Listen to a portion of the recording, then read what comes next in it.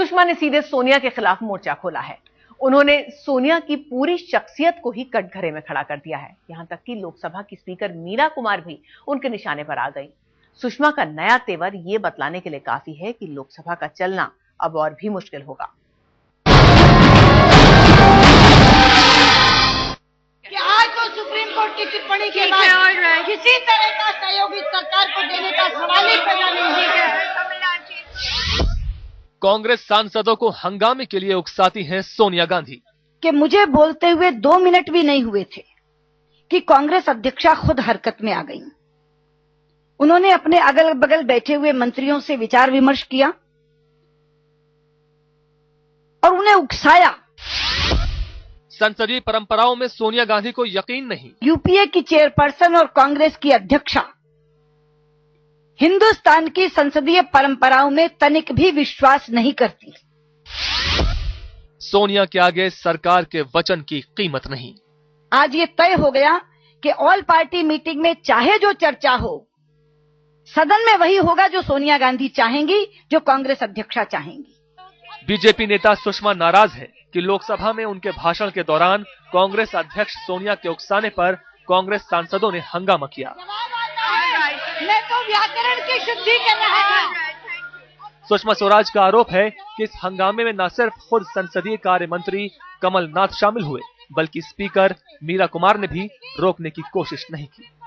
एक ही आशा थी कि अध्यक्ष जी पीठ से जरूर मेरा संरक्षण करेंगी और सत्ता पक्ष के लोगों को बैठाएंगी और कहेंगी कि मुझे वो 5 मिनट बोलने दें। लेकिन मुझे अत्यंत दुख की अनुभूति हुई मित्रों उस समय, जब अध्यक्ष जी ने बजाय सत्ता पक्ष को बैठाने के मुझे बार बार हो गया कहकर बैठने की बात कही। सुषमा के मुताबिक स्पीकर मीरा कुमार ने संवैधानिक संकट का हवाला देकर लोकसभा में वित्त विधेयक पास कराने में सहयोग का आग्रह किया था और वो इसके लिए तैयार हो गई। लेकिन कोयला घोटाले पर सुप्रीम कोर्ट की टिप्पणी को लेकर जब सुषमा ने प्रधानमंत्री और कानून मंत्री का इस्तीफा मांगा तो कांग्रेस सांसद हंगामा करने लगे, जिसकी वजह से बीजेपी सांसद लोकसभा से वॉकआउट कर गए। पहले मनमोहन, फिर सोनिया और अब लोकसभा स्पीकर।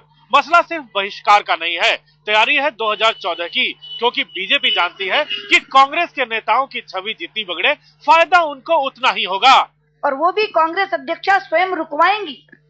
सुषमा स्वराज ने निशाना सोनिया गांधी पर साधा था, लिहाजा कांग्रेस नेताओं को हरकत में आने में देर नहीं लगी। सोनिया जी को संसदीय व्यवहार किस तरीके का होना चाहिए, संसदीय मर्यादाओं की किस तरीके से पालना करनी चाहिए, इसके लिए किसी से सर्टिफिकेट की आवश्यकता नहीं है। कोयला घोटाले की स्टेटस रिपोर्ट पर सुप्रीम कोर्ट की टिप्पणी से सरकार में पहले ही हड़कंप मचा है। हर बार वो स्वयं संचालन करती हैं इस उपद्रव का। ऐसे में सरकार के सबसे मजबूत अंग पर सुषमा स्वराज का हमला कहीं बीजेपी की कोई नई रणनीति तो नहीं। देखना दिलचस्प होगा कि देश की 2 बड़ी सियासी हस्तियों की अदावत देश की सियासत में क्या गुल खिलाती है। संदीप सोनवलकर के साथ अमिताभ सिन्हा, दिल्ली, आज तक।